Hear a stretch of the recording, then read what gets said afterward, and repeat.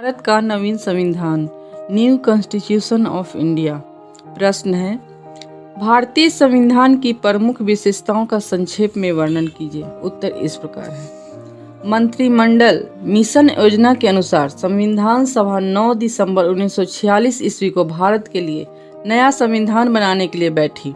उस समय इसके पास राज सत्ता नहीं थी और उसे मंत्रिमंडल मिशन योजना के अनुसार ही कार्य करना था।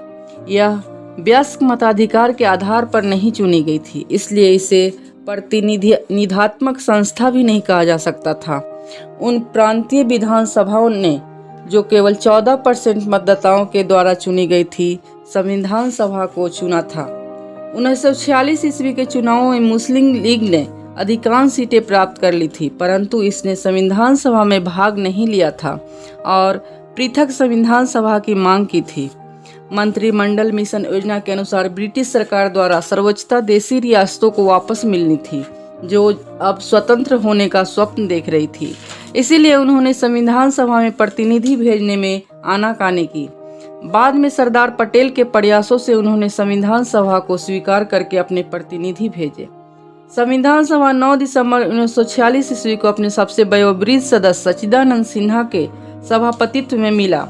11 दिसंबर 1946 ईस्वी को डॉक्टर राजेंद्र प्रसाद को संविधान सभा का अस्थायी अध्यक्ष चुना गया। संविधान के निर्माण के लिए एक प्रारूप समिति नियुक्त की गई, जिसके अध्यक्ष डॉक्टर अंबेडकर थे। सब कमेटियों की रिपोर्टों के पश्चात प्रारूप समिति ने संविधान तैयार कर संविधान सभा के सामने प्रस्तुत किया। इसके सदस्यों ने पुनः प्रत्येक धारा पर विचार करना प्रारंभ किया तथा आवश्यकता अनुसार वह संशोधन भी करते गए। 26 नवंबर 1947 ईस्वी को नया संविधान बनकर तैयार हो गया और 26 जनवरी 1950 ईस्वी को इसे लागू किया गया। चूंकि दिसंबर 1930 ईस्वी को देशवासियों ने लाहौर अधिवेशन में भारत को पूर्ण स्वतंत्र कराने की प्रतिज्ञा की थी तथा प्रत्येक वर्ष 26 जनवरी को स्वाधीनता दिवस के रूप में मनाने का निश्चय किया था, इसलिए उस दिवस की स्मृति स्वरूप 26 जनवरी 1950 ईस्वी को नया संविधान लागू किया गया। इस संविधान की विशेषताएं निम्नलिखित थी। प्रस्तावना। हमारे संविधान के प्रारंभ में एक प्रस्तावना दी गई है, जिसमें संविधान के उद्देश्यों पर प्रकाश डाला गया है, जो निम्न प्रकार लिखी है।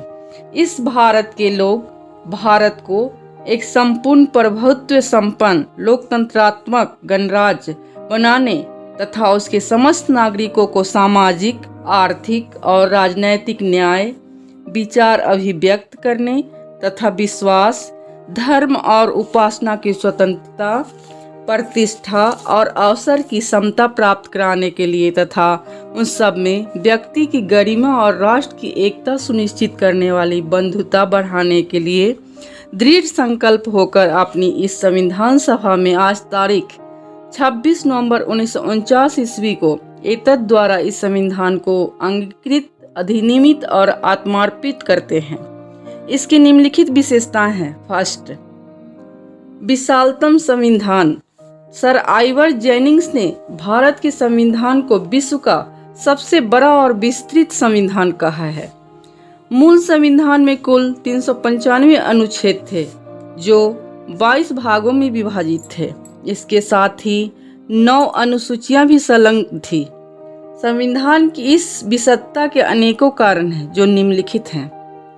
फर्स्ट, भारतीय संविधान के निर्माताओं ने संसार के सभी संविधानों से अनुभव प्राप्त किए थे और उन्हें उनके संचालन में हुई अनेक कठिनाइयों के बारे में भी ज्ञान था। भारतीय संविधान के निर्माताओं ने इससे लाभ उठाया और विश्व के समस्त संविधानों की अच्छी बातों को भारतीय संविधान में समाविष्ट किया, जिससे भविष्य में संविधान के संचालन में कठिनाइयां उत्पन्न न हो। सेकेंड, भौगोलिक दृष्टि से देश की विशालता तथा वहाँ की विशेष समस्याओं ने भी संविधान को बड़ा बनाने में योगदान दिया है। भारतवर्ष अनेक धर्म को मानने वाले, अनेक भाषा बोलने वाले तथा विशेष परिस्थितियों में रहने वाले लोगों का देश है। ये सब ऐसी समस्याएं हैं जिनसे संबंधित बंधों का समावेश किया जाना आवश्यक था। थर्ड पॉइंट, भारतीय संघ अनेक राज्यों से मिलकर बना है। इन राज्यों की शासन व्यवस्था आदि के संबंध में भी नियमों का होना आवश्यक था। भारत में राज्यों की रचना उनकी शक्तियों आदि से संबंधित व्यवस्था संघीय संविधान में ही दी गई है। इस तरह केंद्रीय एवं प्रांतीय दोनों ही सरकारों की बनावट एवं उनकी शक्तियों का विवरण एक ही संविधान में होने के कारण संविधान बड़ा हो गया है। फोर्थ पॉइंट, मूल अधिकारों के अतिरिक्त संविधान में राज्य के नीति निर्देशक तत्वों का आद्योपांत विवेचन किया गया है।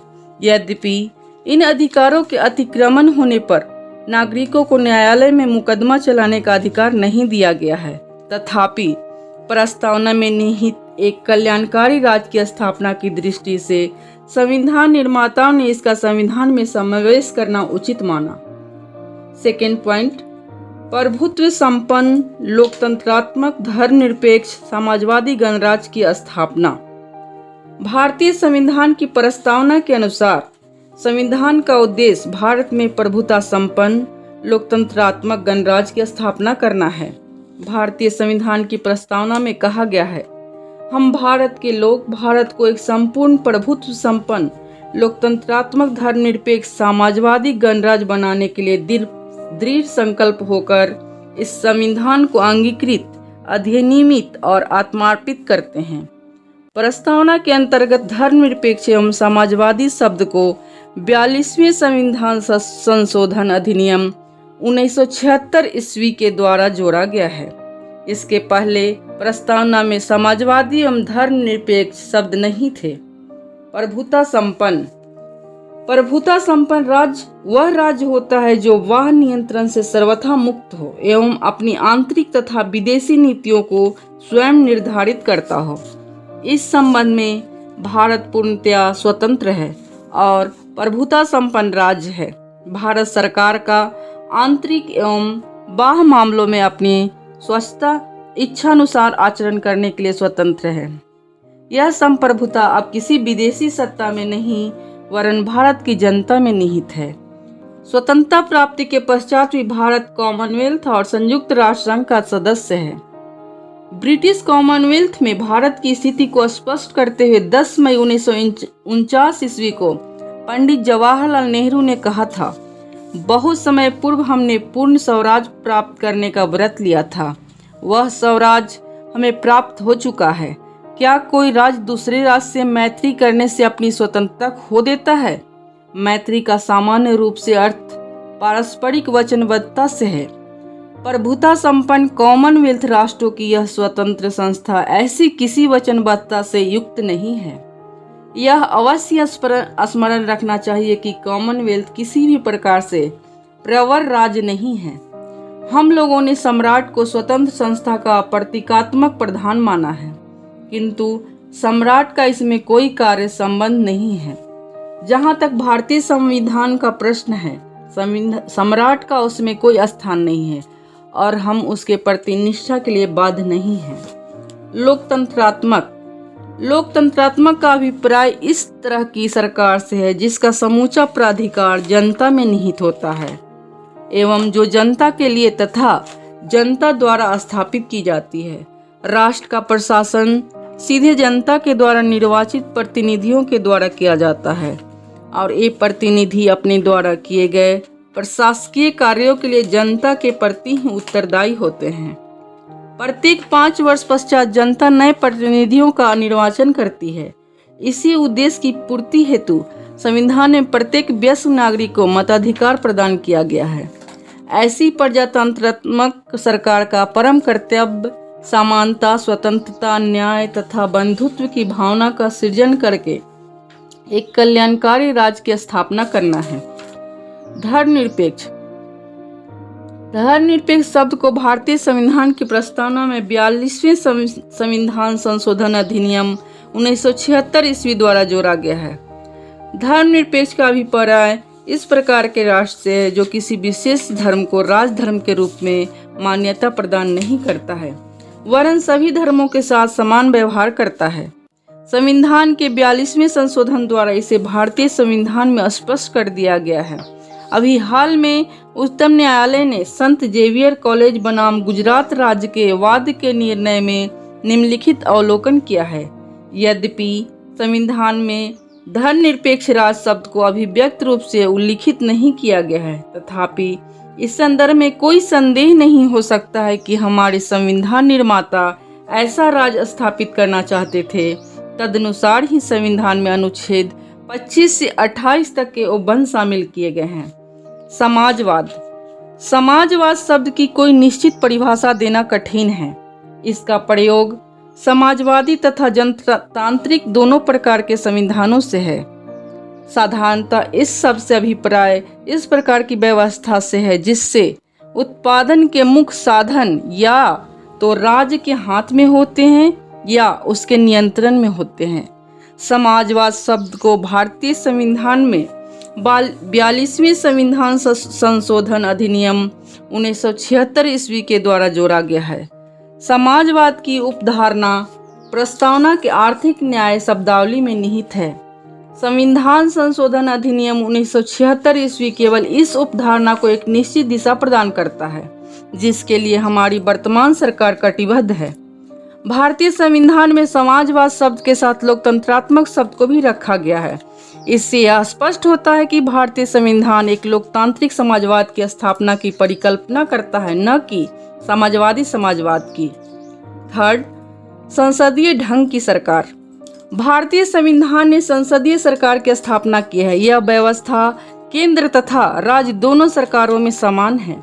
सरकार के इस स्वरूप को अपनाने का प्रमुख कारण यह है कि भारत में इसकी नींव वर्तमान संविधान के लागू होने के पहले ही पड़ चुकी थी और हम इसके अभ्यस्त हो चुके थे।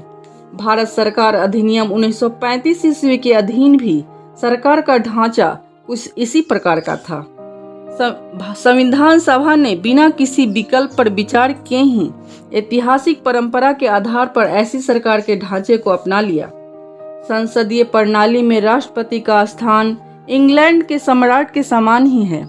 राष्ट्रपति कार्यकारिणी का नाम मात्र का प्रधान होता है। वास्तविक कार्यकारिणी शक्ति जनता के चुने हुए प्रतिनिधियों में, जिसे मंत्री परिषद कहते हैं, निहित होती है। मंत्री परिषद सामूहिक रूप से संसद के प्रति उत्तरदायी होती है। मंत्री परिषद का प्रधानमंत्री होता है। यद्यपि संविधान के अनुसार समस्त कार्यकारिणी शक्ति राष्ट्रपति के हाथों में निहित है, किंतु वह उसका प्रयोग मंत्री परिषद की सलाह से ही करता है। लोक प्रभुता की दृष्टि से भी संसदीय शासन प्रणाली ही उपयुक्त होती है, क्योंकि इसके अंतर्गत शासन जनता के प्रति उत्तरदायी होता है। डॉक्टर अंबेडकर ने संविधान सभा में कहा था कि संसदात्मक शासन प्रणाली में शासन के उत्तरदायित्व का मूल्यांकन एक निश्चित समय के पश्चात तो होता ही है, इसके साथ ही दिन प्रतिदिन भी होता जाता है। फोर्थ पॉइंट, मूल अधिकार। भारतीय संविधान के भाग 3 में नागरिकों के मूल अधिकारों की घोषणा की गई है। प्रजातांत्रिक शासन व्यवस्था के अंतर्गत मूल अधिकारों की घोषणा संविधान की एक मुख्य विशेषता होती है। वास्तव में लोकतंत्र का आधार ही जनता के अधिकारों का संरक्षण है। व्यक्ति के बहुमुखी विकास के लिए जिन अधिकारों का प्राप्त होना आवश्यक है उन्हें हम मूल अधिकार कहते हैं। इन अधिकारों को अपनाने की प्रेरणा हमें अमेरिका के संविधान से मिली। मूल अधिकार राज्य की शक्ति पर प्रतिबंध स्वरूप है। संविधान में केवल अधिकारों की घोषणा मात्र का कोई महत्व नहीं होता जब तक कि उन अधिकारों के संरक्षण के लिए उपाय भी प्रदान न किए जाएं। हमारे संविधान ने मूल अधिकारों की सुरक्षा का कार्य सर्वोच्च न्यायालय को सौंप दिया है, जिसे इन अधिकारों के अतिक्रमण होने पर उपयुक्त एवं शीघ्र उपाय की व्यवस्था करने के लिए परमादेश, उत्प्रेक्षण, बंदी प्रत्यक्षीकरण, प्रतिषेध, अधिकार परीक्षा आदि लेख जारी करने की शक्ति प्रदान की है। हमारे संविधान निर्माता अमेरिकी संविधान के संचालन में हुई कठिनाइयों से भली भांति अवगत थे। इसीलिए संविधान में मूल अधिकारों की घोषणा के साथ साथ उन्होंने विभिन्न परिस्थितियों में इन पर प्रतिबंध लगाए जाने की भी व्यवस्था कर दी है। इस प्रकार भारतीय संविधान में व्यक्तिगत तथा सामाजिक हित में भरसक सामंजस्य स्थापित करने का प्रयास किया गया है, जो संविधान की प्रस्तावना में निहित कल्याणकारी राज्य की स्थापना के उद्देश्य के अनुकूल ही है। फिफ्थ पॉइंट, राज्य के नीति निर्देशक तत्व। भारतीय संविधान के भाग 4 में राज्य के नीति निर्देशक तत्वों का वर्णन किया गया है, जिन्हें पूरा करना राज्य का पवित्रतम कर्तव्य माना गया है। नीति निर्देशक तत्वों को भारतीय संविधान में उपबंधित करने की प्रेरणा मुक्त आयरलैंड के संविधान से मिली है। इस प्रकार के सिद्धांत निर्देशकों के रूप में है जो विधानमंडल तथा कार्यकारिणी के पथ प्रदर्शन के लिए संविधान में उपबंधित किए गए हैं। इसके अंतर्गत मुख्य रूप से धन तथा उत्पादन के साधनों का न्यायोचित वितरण, बालकों के लिए निःशुल्क और अनिवार्य प्राथमिक शिक्षा, कार्यपालिका तथा न्यायपालिका पृथक्करण, देश के लोगों के जीवन स्तर को ऊंचा उठाना, अंतर्राष्ट्रीय शांति एवं सुरक्षा का प्रयास करना, ग्राम पंचायतों का संगठन आदि शामिल है। यहाँ यह स्मरणीय है कि इन सिद्धांतों के द्वारा नागरिकों को कोई कानूनी अधिकार नहीं दिया गया है। यह उपनैतिक आदर्शों के रूप में है। यह आशा की जाती है कि राज्य इन नीति निर्देशक तत्वों का पालन करना अपना परम कर्तव्य समझेगा। संविधान के 25वें एवं 42वें संशोधन द्वारा राज्य के नीति निर्देशक तत्वों के महत्व को और अधिक बढ़ा दिया गया है और उन्हें नागरिकों के मूल अधिकारों पर सर्वोच्चता प्रदान कर दी गई है। 6 पॉइंट, कठोरता तथा नम्यता का समन्वय। संविधान दो प्रकार के होते हैं, कठोर संविधान तथा नम्य संविधान। नम्य संविधान उस संविधान को कहते हैं जिसमें साधारण कानून तथा संवैधानिक कानून में कोई अंतर नहीं किया जाता और संविधान में विधि निर्माण की साधारण प्रक्रिया के आधार पर संशोधित किया जा सकता है। परंतु कठोर संविधान में संवैधानिक संशोधन के लिए साधारण कानून निर्माण से भिन्न तथा जटिल प्रक्रिया को अपनाया जाता है। इस प्रकार भारतीय संविधान कठोर संविधानों की श्रेणी में आता है, क्योंकि भारतीय संविधान के अधिकांश अनुच्छेदों को संशोधित करने के अनुच्छेद 368 के अनुसार कुछ विषयों में संसद के समस्त सदस्यों के बहुमत और उपस्थित सदस्यों के 2/3 बहुमत के अतिरिक्त कम से कम आधे राज्यों की विधानसभाओं द्वारा समर्थन भी आवश्यक है। संशोधन की उपयुक्त प्रणाली निश्चित रूप से कठोर है। उदाहरण स्वरूप राष्ट्रपति के निर्वाचन की विधि, केंद्र तथा राज्य के बीच शक्ति का विभाजन इत्यादि संशोधन की उपयुक्त कठोर प्रणाली में वर्णित किए जा सकते हैं। संविधान निर्माताओं द्वारा पारिभाषिक दृष्टि से कठोर संविधान का निर्माण किए जाने में इस बात को भी ध्यान में रखा गया है कि तेजी से बदलती हुई परिस्थितियों के कारण भारतीय संविधान में जल्दी ही किसी प्रकार के परिवर्तन करने की आवश्यकता पड़ सकती है। इसलिए व्यवहारिक दृष्टि से कुछ विषयों में संशोधन संसद के साधारण बहुमत से ही किया जा सकता है, जैसे नवीन राज्यों का निर्माण, वर्तमान राज्यों का पुनर्गठन आदि कार्य संसद साधारण बहुमत से कर सकती है। इस प्रकार यह संविधान कठोर संविधान होने के साथ नम्य भी है। उपरोक्त दृष्टिपात से यह स्पष्ट है कि भारतीय संविधान न तो ब्रिटेन के संविधान की तरह नम्य है और न अमेरिका के संविधान की तरह अत्यधिक कठोर। इस संबंध में भारतीय संविधान में मध्यम मार्ग को अपनाया गया है। संक्षेप में हम यह कह सकते हैं कि भारतीय संविधान में नम्य तथा कठोर दोनों ही गुणों का अनोखा मिलन हुआ है। केशवानंद भारतीय बनाम union of India A.I.R 1973 SC 1461 के वाद में यह निर्णित किया गया है कि यद्यपि संसद को संविधान में संशोधन के व्यापक अधिकार प्राप्त हैं, फिर भी संसद संविधान के मूलभूत तत्वों को नष्ट नहीं कर सकती और न ही मूल अधिकारों को नष्ट कर सकती है। उपरोक्त वाद में यह प्रतिपादित किया गया है कि न्यायिक समीक्षा का अधिकार संघीय राज में बहुत महत्व रखता है, अतः यह न्यायिक समीक्षा की शक्ति संसद के संशोधन के अधिकार को सीमित रखती है। 7 पॉइंट, संसदीय प्रभुता तथा न्यायिक सर्वोच्चता में समन्वय। भारतीय समन्वय की संविधान की एक अन्य प्रमुख विशेषता यह है कि संविधान में इंग्लैंड की प्रभुसत्ता तथा अमेरिका की न्यायिक सर्वोच्चता के मध्यम मार्ग का अनुसरण किया गया है।